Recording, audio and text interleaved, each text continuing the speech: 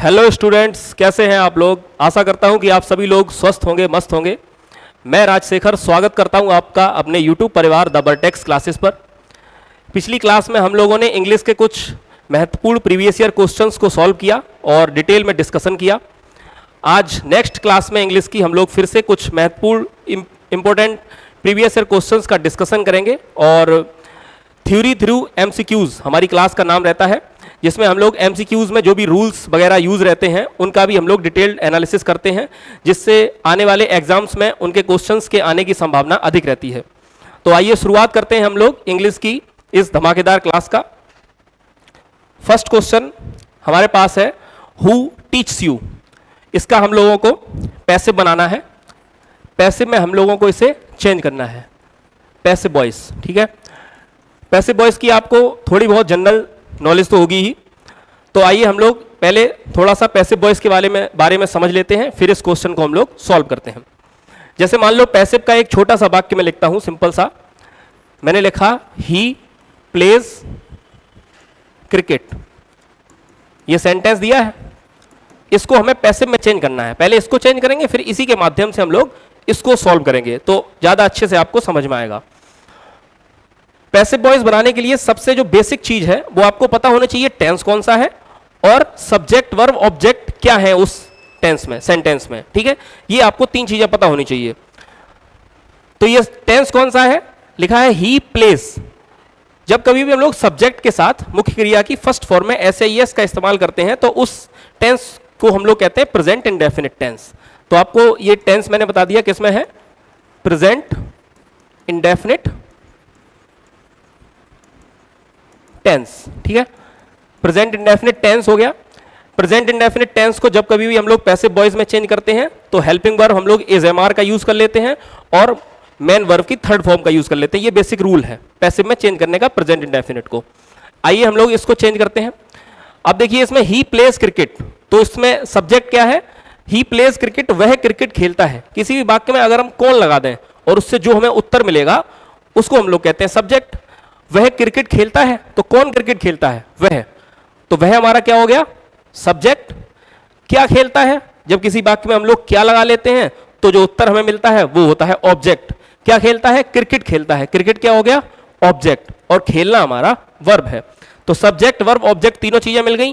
Present indefinite tense है, ये भी हमें पता चल गया। अब हम आसानी से इसको पैसिव में बदल सकते हैं। देखिए पैसिव वॉइस में बनाते समय हम लोग सबसे पहले ऑब्जेक्ट को सब्जेक्ट बना लेते हैं। तो क्रिकेट को हमने बना लिया सब्जेक्ट, क्रिकेट को क्या बना लिया, सब्जेक्ट। उसके बाद क्रिकेट के हिसाब से हम लोग हेल्पिंग वर्ब को डिसाइड करेंगे। Helping verb is am are में से यूज करना था, क्रिकेट सिंगुलर है तो हमने यहाँ पे इज लगा लिया। उसके बाद वी क्यू यानी कि प्ले की थर्ड फॉर्म का यूज करेंगे। वी क्यू का मतलब होता है वर्ब की थर्ड फॉर्म, तो यहाँ पे हमने लिख लिया क्रिकेट इज प्लेड।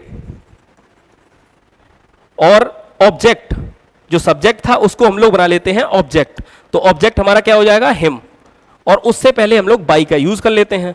तो हो गया cricket is played by him, ये सेंटेंस बन गया। अब इसी तरीके से हम लोग इसको हम लोग पैसिव वॉइस में चेंज करेंगे। ठीक है, देखिए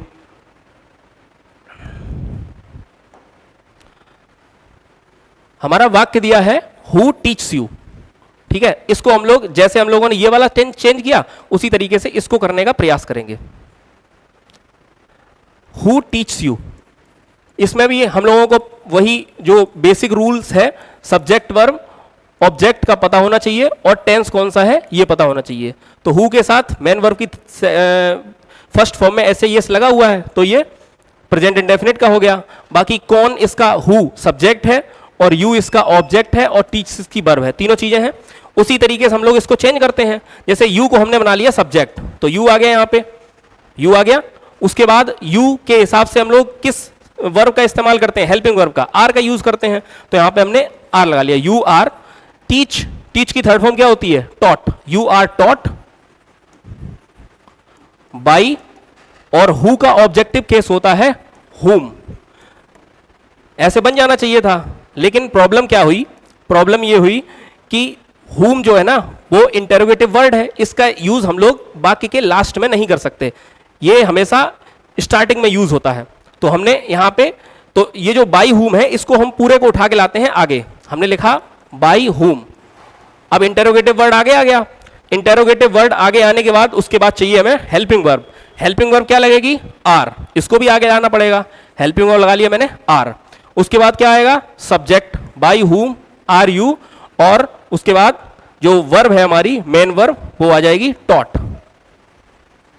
ठीक है, तो ये सेंटेंस बन गया हमारा, bye whom are you taught. जिस तरह से हमारा सिंपल सेंटेंस जो अफर्मेटिव था उसको बदला था, उसी तरीके से मैंने इसको बदला है।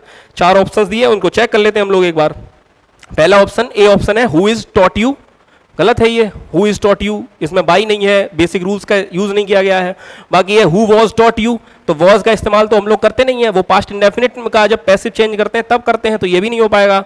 नेक्स्ट है by whom are you taught, यही सेंटेंस हमारा निकल के आया, तो सही ऑप्शन हमारा हो जाएगा C, by whom are you taught. ये ऑप्शन हमारा एकदम ठीक हो जाएगा।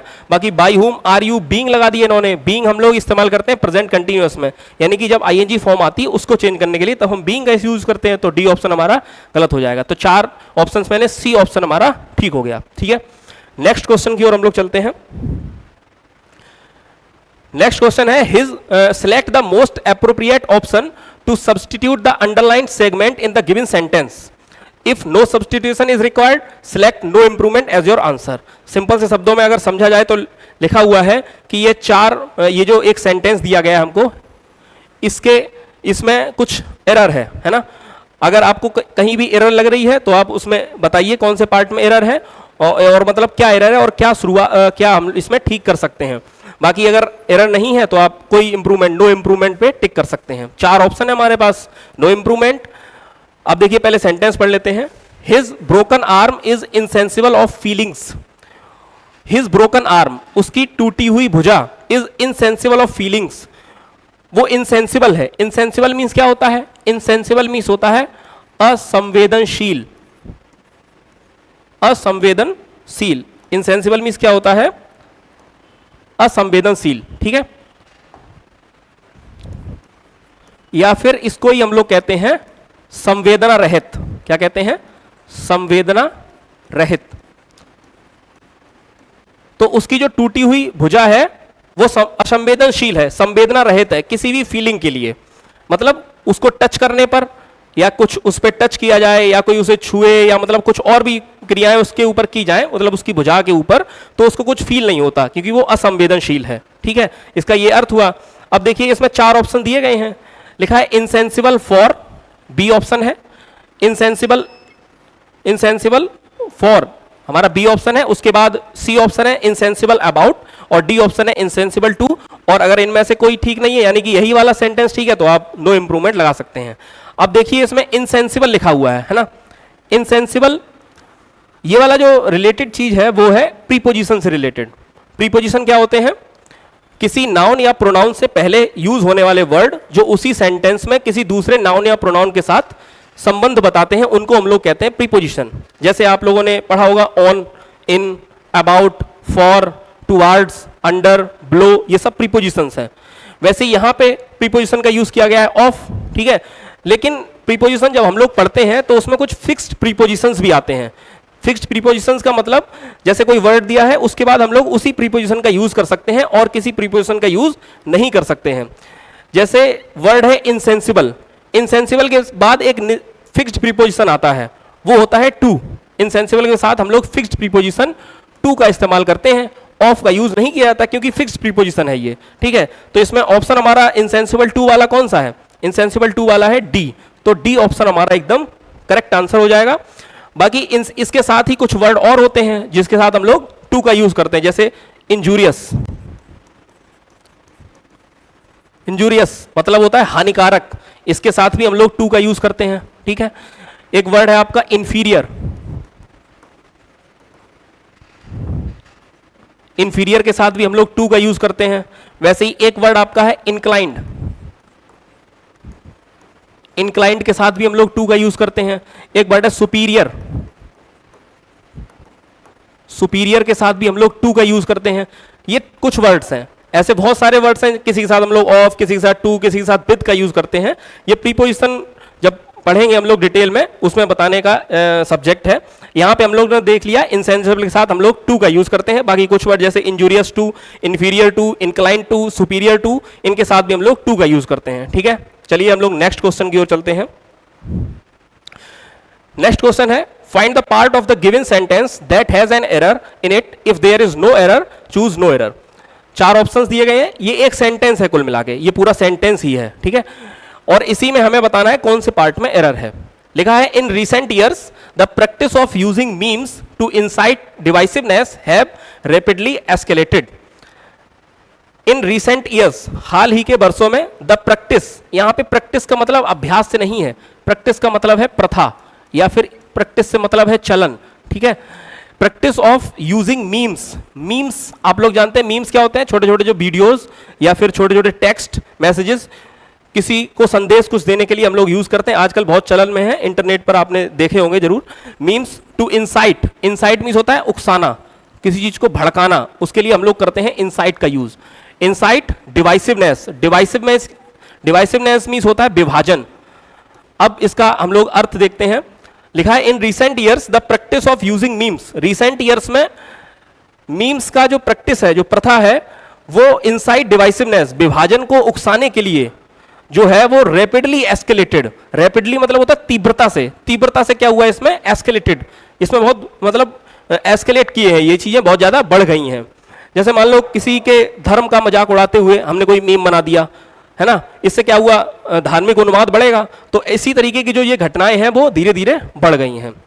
अब देखिए ये जो सेंटेंस हमें दिया है वो एक्चुअली रिलेटेड है हमारा सब्जेक्ट वर्ब एग्रीमेंट की एरर से। Subject verb agreement, subject verb agreement एक हमारा ग्रामर में टॉपिक होता है। सब्जेक्ट के साथ हम लोग किस वर्ब का इस्तेमाल करते हैं, ये रहता है सब्जेक्ट वर्ब एग्रीमेंट में। ठीक है, तो यहां पे भी वही प्रॉब्लम है। देखते हैं इन रिसेंट, अब देखिए ये मतलब पूरा रूल क्या होता है वो आप जानिए। रूल होता है कि जब कभी भी हम कुछ प्रीपोजिशंस और नाउन्स का यूज करते हुए कोई एक फ्रेज बना लेते हैं, प्रीपोजिशंस और नाउन्स का यूज करते हुए फ्रेज कैसे बनाएंगे, देखिए जैसे मैंने यहां पे लिखा द, जैसे मैंने यहां पे लिखा the students of the class of this school,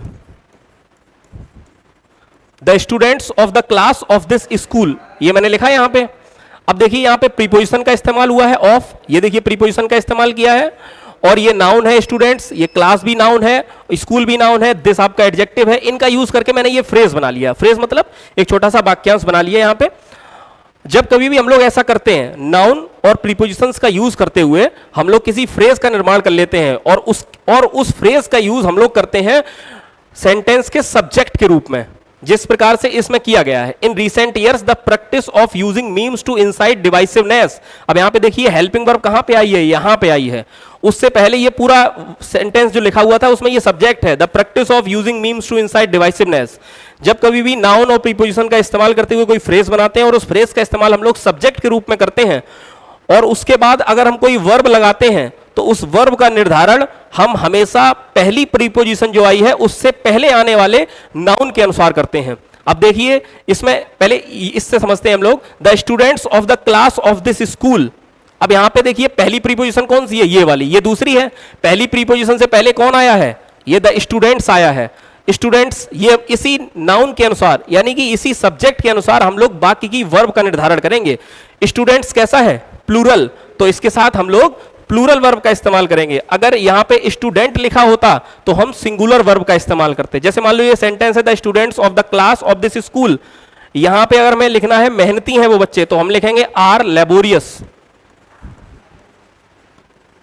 तो ये जो आर लगाया है हमने किसके अनुसार लगाया है, ये आर लगाया है हमने स्टूडेंट्स के अनुसार।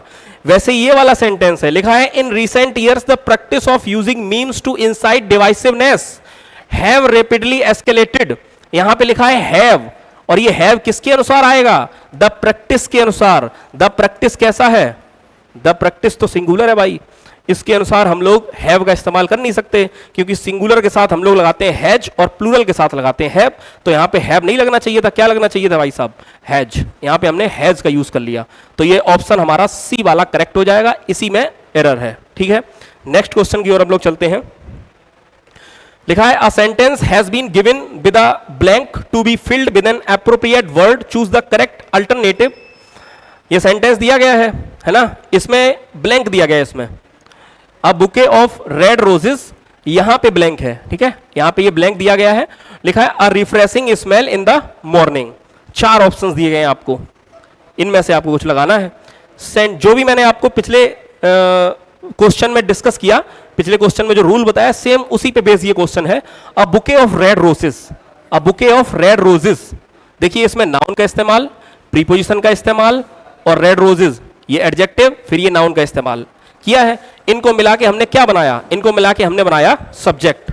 इसी के अनुसार हम लोगों को वर्ब का निर्धारण करना। अब वर्ब का निर्धारण कैसे करते हैं, पहले जो प्रीपोजिशन आई है उससे पहले जो वर्ड यूज किया गया है, यानी कि नाउन यूज किया गया है, उसके अनुसार हम लोग वर्ब का निर्धारण करते हैं। तो अब bouquet of roses, red roses, एक बुके मीन्स क्या होता है, बुके मीन्स होता है गुलदस्ता। बुके मीन्स क्या होता है, गुलदस्ता। इसमें देखना टी जो है वो हमारा साइलेंट रहता है। बुके मीन्स क्या होता है, गुलदस्ता। अब बुके ऑफ रेड रोजेस, अब यहां पे 4 ऑप्शन है, गिव्स, गिव, वर, हैव, इनमें से कुछ लगाना था। अब यहां पे गुलदस्ते कितने हैं, एक है, क्योंकि यही पहली प्रीपोजिशन से पहले यूज हुआ है। अब जब एक गुलदस्ता है तो ये सिंगुलर, हमारा जो अब सब्जेक्ट हुआ वो सिंगुलर हो गया। इसके अनुसार हम लोग सिंगुलर वर्ब का इस्तेमाल करेंगे। सिंगुलर वर्ब कौन सी है, a bouquet of red roses gives, gives, a bouquet of red roses gives. बाकी देखिए यहां पे वर, हैव, गिव ये तो नहीं लगेंगी, ठीक है, हमें यूज करना था a bouquet of red roses gives a refreshing smell in the morning. इसका मतलब हुआ रेड रोजेस का जो गुलदस्ता है वो सुबह के समय एक रिफ्रेशिंग, तरोताजा गंध देता है, यानी कि सुगंध देता है। चलिए हम लोग नेक्स्ट क्वेश्चन की ओर चलते हैं। नेक्स्ट क्वेश्चन है choose the word that means the same as the given word. Same as, same as का मतलब होता है सिनोनिम्स। क्या होता है, सेम एज का मतलब होता है सिनोनिम्स, ठीक है। तो यहां पे एक वर्ड दिया गया है, उसके अनुसार हमें इन 4 वर्ड में से चूज करना है कि इसका मतलब क्या है। वर्ड है आपका जोवियल। इन चारों वर्ड का पहले आपको मीनिंग आना चाहिए, तभी आप इन 4 जो ऑप्शंस दिए गए उनमें से पता कर पाएंगे कौन सा ऑप्शन ठीक है। जोवियल, जोवियल मीन्स क्या होता है, पहले तो पता होना चाहिए जोवियल मीन्स क्या होता है। जोवियल मीन्स होता है खुश या फिर आनंदित। क्या होता है, खुश या आनंदित, ठीक है। जोवियल मीन्स खुश या आनंदित। 4 वर्ड हैं, देख लेते हैं इनका एक एक करके मीनिंग हम लोग। क्रीपी, क्रीपी मीन्स क्या होता है, क्रीपी मीन्स होता है रेंगने वाला, ठीक है। रेंगने वाले जो पशु होते हैं या मतलब कोई चीज जो रेंगती है उसको हम लोग क्रीपी बोलते हैं। क्रीपी एनिमल्स होते हैं जैसे कि क्रीपी, या फिर इसका ही मतलब रोमांचकारी भी होता है ना। एक ही वर्ड के काफी सारे अर्थ हो सकते हैं, वैसे ही क्रीपी का मतलब रोमांचकारी भी होता है। नेक्स्ट वर्ड है हमारा ऑकल्ट, OCCULT। ऑकल्ट मीन्स होता है आपका रहस्यमयी। ऑकल्ट मीन्स क्या होता है, रहस्यमयी। इसका हिंदी अर्थ हो गया आपका रहस्यमयी, ठीक है। नेक्स्ट वर्ड है हमारे पास टेम।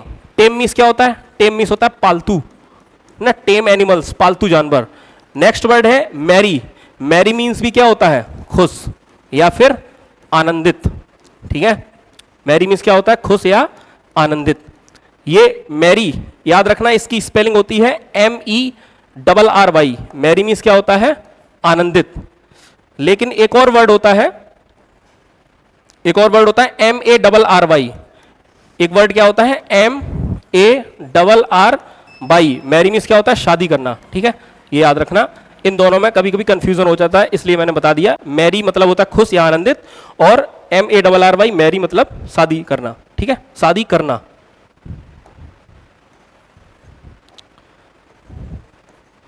तो इसमें 4 ऑप्शंस थे, हमने चारों का हमने डिटेल में एक्सप्लेनेशन दे दिया आपको। तो जोवियल मतलब खुश आनंदित, तो इसका डी ऑप्शन मैरी ठीक आंसर हो जाएगा। नेक्स्ट क्वेश्चन की ओर हम लोग चलते हैं।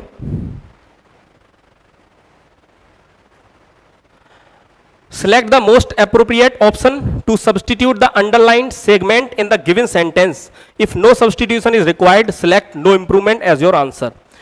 वही बात, नॉट, ये सेंटेंस आपको दिया गया है, इसमें आपको एरर बताना है, अगर एरर है तो, और अगर नहीं है तो आप नो इंप्रूवमेंट लगा सकते हैं। इसमें जो अंडरलाइन पार्ट है वो यहां तक आप कर लीजिए, ठीक है, अंडरलाइन पार्ट। अब इसको हम लोग एक बार देख लेते हैं। देखिए ये वाला जो एरर रिलेटेड है, पहले तो हम सेंटेंस पढ़ लेते हैं। Nor only did Julie plays good, she also sings perfect. पहले यहां पे आप देखिए, ये जो एरर है वो कंजक्शन से रिलेटेड है। कंजक्शन आप लोगों ने देखे होंगे। कंजक्शन मतलब जो दो लेटर्स या दो वर्ड्स, दो सेंटेंसेस को आपस में जोड़ देता है, उसको हम लोग कहते हैं कंजक्शन। तो उसी से रिलेटेड ये क्वेश्चन है हमारा, उसी से रिलेटेड इसमें एरर है। अब देखिए वो वाले जो कंजक्शंस, जो कुछ कंजक्शंस मैं यहां पे लिख रहा हूं, जैसे मैंने लिखा not only but also, not only but also. एक कंजक्शन मैंने लिखा बोथ एंड। एक कंजक्शन मैंने यहां पे लिखा नीदर नॉर। एक कंजक्शन मैंने यहां पे लिखा आइदर और। अब ये जो मैंने कंजक्शन यहां पे लिखे हैं 4, वो हमेशा साथ में यूज होने हैं, इनको आप अलग नहीं कर सकते। नॉट ओनली के साथ बट आल्सो आएगा, बोथ के साथ एंड आएगा, नाइदर के साथ नॉर आएगा और आइदर के साथ और आएगा। करता क्या है क्वेश्चन में, नॉट ओनली के साथ आपको एंड लगा के दे देगा, छोटी सी गलती हो जाती है। वैसे ही आपको बोथ के साथ बट आल्सो दे देगा, कभी कभी लगा के गलती हो जाती है। नाइदर के साथ और दे देगा या आइदर के साथ नॉर दे देगा, गलत हो जाएगा, क्योंकि नाइदर के साथ नॉर आएगा और आइदर के साथ और आएगा। तो इसी तरीके से हम लोग इस क्वेश्चन को पढ़ा। नॉर ओनली लिखा है यहां पे, तो नॉर ओनली तो होता नहीं है कुछ, नॉट ओनली होता है। यहां पे हमने नॉट ओनली लिख लिया। Not only did Julie plays good, Julie ना केवल अच्छा खेली, बट आल्सो लगना चाहिए था यहां पे सी ऑल्सो सिंग्स परफेक्ट, बल्कि उसने अच्छा गाया भी। तो नॉट ओनली इसके साथ वहां पे क्या आना चाहिए, बट आल्सो। अब देखिए नॉट ओनली बट आल्सो दोनों साथ साथ कहां यूज हुए, देख लेते हैं हम लोग 4 ऑप्शन में। पहला option not only did Julie play good, C, तो ये तो हो नहीं पाएगा क्योंकि नॉट ओनली के साथ बट आल्सो आना चाहिए, आया नहीं है इसमें, गलत हो गया। नेक्स्ट है नॉर ओनली, पहले ही गलत कर दिया इन्होंने, नॉर ओनली होता ही नहीं कुछ, नॉट ओनली होता है और नाइदर नॉर होता है। Not only does Julie plays good but C. अब देखिए ये वाला सेंटेंस देखिए, नॉट ओनली लिखा हुआ है बट सी, और ऑल्सो तो सेंटेंस में पहले से ही दिया गया है यहां पे, है ना, ऑल्सो तो यहां पे पहले से ही दिया गया है। तो not only does Julie play good, यहां पे एक थोड़ा सा मिस्टेक है, ये यहां पे ये हटा देना, एस का यूज नहीं करें क्योंकि डज आ गया ना। Not only does Julie play good but she also sings perfect, Julie न केवल अच्छा खेली बल्कि उसने अच्छा गाया भी। तो हमारा सी ऑप्शन करेक्ट आंसर हो जाएगा। ठीक है, नेक्स्ट क्वेश्चन की ओर हम लोग चलते हैं। Find the part of the given sentence that has an error in it, if there is no error choose no error. Sentence दिया गया है, 4 पार्ट है उसके, कौन से पार्ट में एरर है ये बताना है आपको। अगर एरर नहीं है तो आपका 4th ऑप्शन यानी कि नो एरर आपको टिक कर देना है बस। पढ़ते हैं हम लोग सेंटेंस को। लिखा है the 2 first chapters will not come in your exams, no error. कहना ये चाह रहे हैं कि जो पहले के 2 चैप्टर्स हैं वो आपके एग्जाम्स में नहीं आएंगे। अब देखिए यहाँ पे जो यूज है वो गलत, मतलब मैक्सिमम जनरली ये एग्जाम्स में क्वेश्चन आता रहता है, तो इसको हम लोग एक बार डिटेल में समझ लेते हैं। ये वाला जो एरर रिलेटेड है वो है आपकी एडजेक्टिव से रिलेटेड। किससे रिलेटेड है भाई, एडजेक्टिव से। एडजेक्टिव क्या होते हैं, एडजेक्टिव एडजेक्टिव होते हैं जो नाउन और प्रोनाउन की विशेषता बताते हैं, वही तो होते हैं एडजेक्टिव। एडजेक्टिव टोटल 7 प्रकार के होते हैं। टोटल कितने प्रकार के होते हैं भाई, 7 प्रकार के। 7 काइंड्स होते हैं एडजेक्टिव के। उन 7 काइंड्स में से एक एडजेक्टिव का प्रकार होता है नुमेरल एडजेक्टिव। क्या होता है, नुमेरल एडजेक्टिव, नुमेरल एडजेक्टिव। ठीक है, 7 प्रकार में से एक होता है नुमेरल एडजेक्टिव। अब नुमेरल एडजेक्टिव नंबर, यहां से आपको नुमेरल समझ रहा है, संख्या आती है जिसमें। नुमेरल एडजेक्टिव संख्या कैसे 2 प्रकार से आ सकती है। संख्या या तो आ सकती है 1 2, संख्या 2 प्रकार से आ सकती है ना, 1 2 3 4, या तो ऐसे आ जाएगी 1 2 3 4 करके आ जाएगी, या फिर संख्या आ सकती है आपकी, जैसे मैंने लिख दिया मैनी, इसमें भी तो हम लोग संख्या बता रहे हैं। जैसे मैंने लिख दिया सम, इसमें भी हम लोग संख्या बता रहे हैं। 1 2 3 4 करके भी संख्या बताते हैं और मैनी करके भी संख्या बताते हैं हम लोग। ठीक, अच्छा, जब 1 2 3 करके बताते हैं तो वो होते हैं डेफिनेट, यानी कि निश्चित है। सम मैनी इनमें है तो संख्या लेकिन निश्चित नहीं है भाई, कितने हैं पता नहीं। तो यहां पे 1 2 3 जो होते हैं वो निश्चित है, इसीलिए हम लोग कहते हैं इनको डेफिनेट। डेफिनेट न्यूमेरल एडजेक्टिव क्या कहते हैं भाई, डेफिनेट न्यूमेरल एडजेक्टिव। और ये इसमें निश्चित नहीं रहता है तो इसको हम लोग कहते हैं इनडेफिनेट इंडेफिनिट न्यूमेरल एडजेक्टिव। ठीक है, तो ये बात आप समझ गए। 1 2 डेफिनिट न्यूमेरल एडजेक्टिव हो गया, मैनी सम इंडेफिनिट न्यूमेरल एडजेक्टिव हो गया। अब ये बात यहां से चली, जब कभी भी हम लोग डेफिनिट न्यूमेरल एडजेक्टिव का इस्तेमाल करते हैं, डेफिनिट न्यूमेरल एडजेक्टिव दो प्रकार के होते हैं। कौन कौन से? एक होता है आपका, यहां पे मैं लिख देता हूं, एक होता है आपका कॉर्डिनल, कॉर्डिनल एडजेक्टिव, या पूरा इसको बोलते हैं कॉर्डिनल डेफिनिट न्यूमेरल एडजेक्टिव, और दूसरा होता है ऑर्डिनल, ऑर्डिनल एडजेक्टिव। ठीक है, ऑर्डिनल न्यूमेरल एडजेक्टिव बोलते हैं इसको पूरा। ठीक है, ऑर्डिनल न्यूमेरल एडजेक्टिव। तो अब देखिए यहां पे एडजेक्टिव के अंतर्गत जब हम लोग रूल पढ़ेंगे, तो पहले तो आप ये देख लीजिए, जैसे कॉर्डिनल एडजेक्टिव जो होते हैं वो होते हैं आपके 1 2 3, ये होता है कॉर्डिनल एडजेक्टिव। ऑर्डिनल एडजेक्टिव में जैसे आपका फर्स्ट आ जाएगा, फर्स्ट, सेकंड, है ना, ये आ जाएगा थर्ड, ये होते हैं ऑर्डिनल एडजेक्टिव। जब भी हम एडजेक्टिव पढ़ेंगे तो उसमें हम लोग एक रूल पढ़ेंगे, जब कभी भी कॉर्डिनल और ऑर्डिनल एडजेक्टिव का यूज हम लोगों को एक साथ करना हो, तब हम हमेशा पहले ऑर्डिनल एडजेक्टिव लेते हैं, उसके बाद कॉर्डिनल एडजेक्टिव लेते हैं। यानी कि ऑर्डिनल एडजेक्टिव पहले आएगा और उसके बाद आएगा आपका कॉर्डिनल एडजेक्टिव। ठीक है, पहले ये, उसके बाद ये। इस सेंटेंस में लिखा था the 2 first chapters will not come in your exams. 2 first लिखा था, 2 कैसा है? कॉर्डिनल है। फर्स्ट कैसा है? ऑर्डिनल है। क्रम गलत हुआ इसका, क्या लिखना चाहिए था?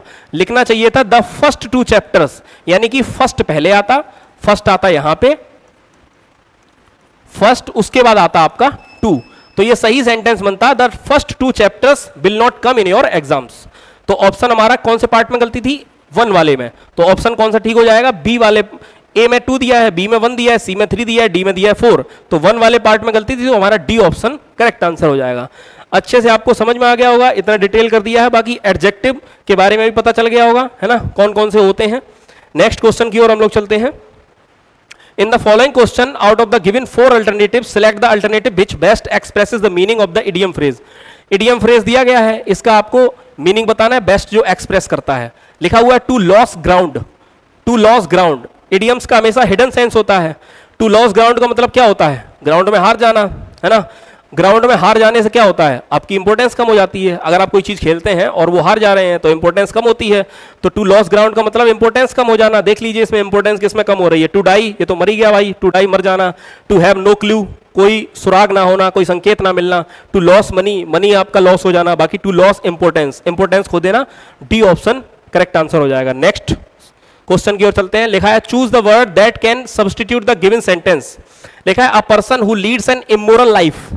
इमोरल का मतलब होता है अनैतिक। इमोरल का क्या मतलब होता है? अनैतिक। अनैतिक, एक पर्सन जो अनैतिक जीवन जीता है उसको हम लोग क्या बोलते हैं? 4 वर्ड हैं आपके पास, चारों वर्ड्स हैं डेबोनियर, हेडोनिस्ट, लिबर्टीन, सेल्यूब्रियस। काफी भारी भरकम शब्द हैं, घबराना नहीं है आपको। इन चारों का आपको अर्थ देखना है और आगे से याद रख लेना है, क्योंकि आगे आने वाले एग्जाम में आपको रखा हुआ मिलेगा। डेबोनियर, डेबोनियर मीन्स क्या होता है? डेबोनियर मीन्स होता है प्रसन्न चित्त। क्या होता है? प्रसन्न चित्त। या फिर इसको हम लोग बोल देते हैं खुश मिजाज। खुश मिजाज, प्रसन्न चित्त या फिर खुश मिजाज। नेक्स्ट वर्ड है हमारे पास हेडोनिस्ट। हेडोनिस्ट मीन्स होता है सुखवादी, सुखवादी व्यक्ति, उसको बोलते हैं हम लोग हेडोनिस्ट। नेक्स्ट वर्ड है लिबर्टीन। लिबर्टीन मीन्स होता है अनैतिक जीवन जीने वाला, मतलब खुल के जीवन जीने वाला, जो किसी भी नीति को ध्यान में नहीं रखता, बस अपने जीवन से मतलब है। तमाम प्रकार के कपड़े पहनेगा दुनिया को दिखाने के लिए, वो अपनी मौज में मस्त रहता है, बाकी उसे समाज से कोई लेना देना नहीं। तो लिबर्टीन होता है अनैतिक जीवन जीने वाला। एक और वर्ड बताया हमारे पास सेल्यूब्रियस। सेल्यूब्रियस मीन्स होता है स्वास्थ्यप्रद। क्या होता है?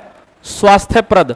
स्वास्थ्यप्रद, जैसे सुबह के टाइम हम लोग टहलने जाते हैं, वो स्वास्थ्य वाली, स्वास्थ्य प्रदान करने वाली हवाएं जो होती हैं उनको बोलते हैं लेब्रियस एयर, है ना, सॉरी सेल्यूब्रियस एयर, या स्वास्थ्य वर्धक भी उनको बोलते हैं। कोई चीज जो आपको स्वास्थ्य प्रदान करती है उसको हम बोलते हैं सेल्यूब्रियस। ठीक है, तो इसमें आपको देख रहा होगा libertine, person who leads an immoral life. Immoral life जीने वाला कौन होता है? लिबर्टीन, यानी कि जो अनैतिक जीवन जीता है, समाज को ध्यान में ना रखते हुए बस अपनी मौज मस्ती में मस्त रहने वाला। ठीक है, तो यहाँ पर हमारे ये जो प्रीवियस ईयर क्वेश्चंस के क्वेश्चन समाप्त होते हैं। हम लोग मिलेंगे नेक्स्ट क्लास में। कैसी लगी आपको क्लास? तो अच्छी लगी हमें कमेंट बॉक्स में टाइप करके जरूर बताइएगा, और कुछ कमियां हैं तो वो भी टाइप करके बताइएगा। और हमारे चैनल को सब्सक्राइब करिए, वीडियो को शेयर करिए ज़्यादा से ज़्यादा। मिलते हैं नेक्स्ट क्लास में। बहुत बहुत धन्यवाद।